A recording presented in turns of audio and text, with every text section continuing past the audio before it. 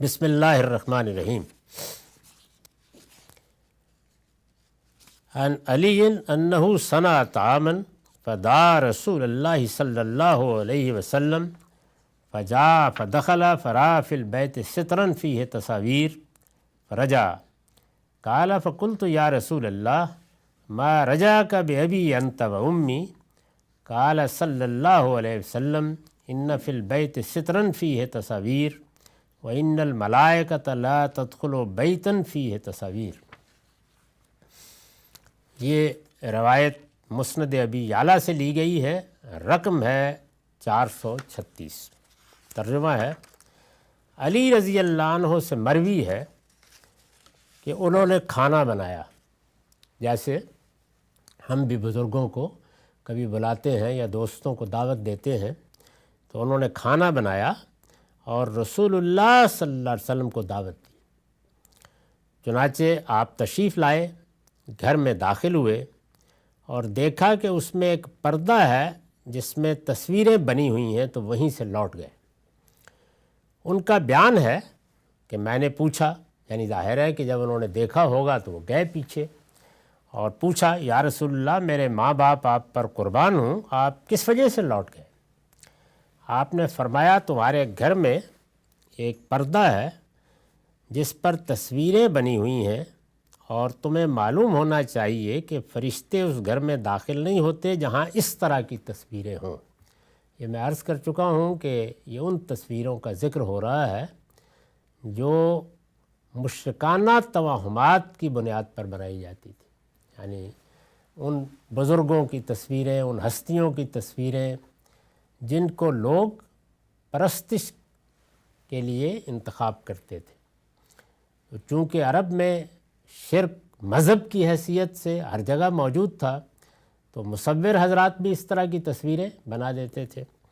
تو اسی طرح کی تصویریں تھیں۔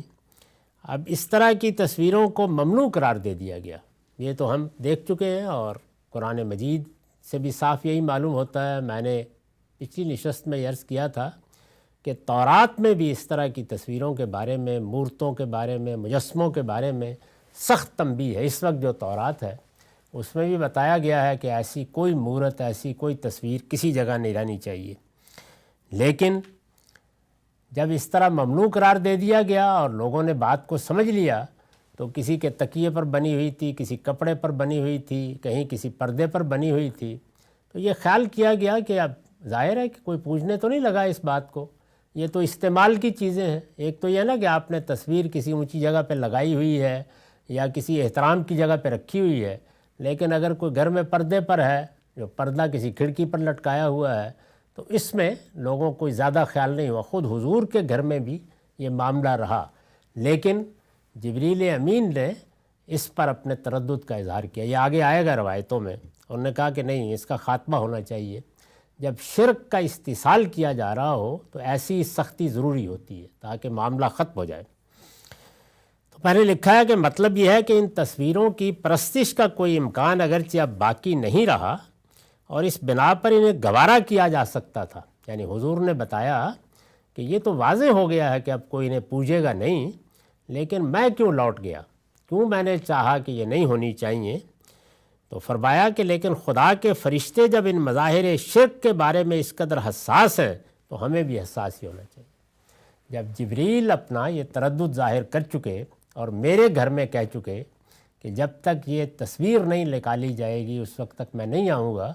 تو اس کا مطلب ہے کہ اس میں سختی ہونی چاہیے۔ رسول اللہ صلی اللہ علیہ وسلم جب سیدہ کے گھر میں داخل ہوئے تو ان سے یہ بات اس وقت بھی کہی جا سکتی تھی۔ یعنی یہاں ایک سوال پیدا ہوتا ہے کہ اپنی بیٹی کے گھر میں تشریف لے گئے اور وہاں اس طرح کی تصویر آپ نے دیکھی تو وہیں توجہ دلا دیتے، لیکن آپ نے نہیں دلائی، لوٹ آئے۔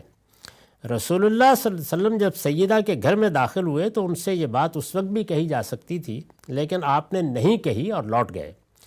یہ رویہ بالعموم اس وقت اختیار کیا جاتا ہے جب اپنے متعلقین کو پوری شدت کے ساتھ کسی غلطی پر متنبہ کرنا مقصود ہو۔ یعنی بعض موقعوں پر یہی حکیمانہ طریقہ ہوتا ہے کہ آدمی یہ بات واضح کر دے کہ میرا وجود اور ان چیزوں کا وجود ایک جگہ جمع نہیں ہو سکتا، تاکہ پوری طرح یہ پیغام پہنچ جائے۔ آپ کے لوٹ جانے کی وجہ غالباً یہی تھی۔ اس سے یہ نہیں سمجھنا چاہیے کہ اس طرح کے ہر موقع پر آدمی کو لوٹ ہی جانا چاہیے، یعنی اس کو کوئی اسوہ نہیں سمجھنا چاہیے۔ ہمارا خیال ہے کہ رسول اللہ صلی اللہ علیہ وسلم نے اس شدت کے ساتھ یہ تنبیہ کیوں اتنی سختی اپنائی،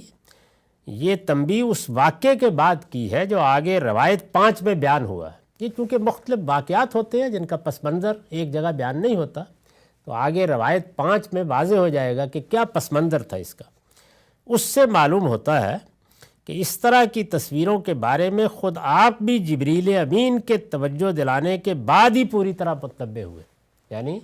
آپ کو بھی یہ خیال تھا کہ اب یہ واضح ہو گیا ہے تو اس سے فرق نہیں پڑتا کہ تکیے پر کوئی اس طرح کی تصویر بنی ہوئی ہے یا پردے پر بنی ہوئی ہے، لیکن جبریل امین کے توجہ دلانے پر آپ بھی پوری طرح متنبہ ہوئے، اور پھر جب بیٹی کے ہاں گئے تو اس طرح ان کو بھی متنبہ کیا۔ ورنہ اس سے پہلے آپ غالباً یہی سمجھتے رہے تھے کہ کپڑوں پر اور محض تزئین کے لیے بنائی گئی تصویریں اگر مشرکانہ بھی ہوں تو محل کی اس تبدیلی کے بعد ان کے استعمال میں کوئی حرج نہیں ہونا چاہیے۔ یعنی یہ صاف معلوم ہوتا ہے کہ عام خیال یہی تھا کہ یہ تصویریں ممنوع ہیں، نہیں ہونی چاہیے، لیکن اگر پہلے سے کسی تکیے پر، کسی کپڑے پر، کسی پردے پر بنی ہوئی تھیں اور اس کو استعمال کیا جا رہا تھا تو اسے پھینکنے کی ضرورت نہیں ہے۔ تو اس چیز پر بھی جبریل امین نے جب اپنے تردد کا اظہار کیا اور توجہ دلائی تو حضور خود بھی متنبہ ہوئے، اور آپ نے پھر اپنے بچوں کو بھی اس طریقے سے تنبیہ فرمائی۔ وآخر دعوانا الحمدللہ رب العالمین۔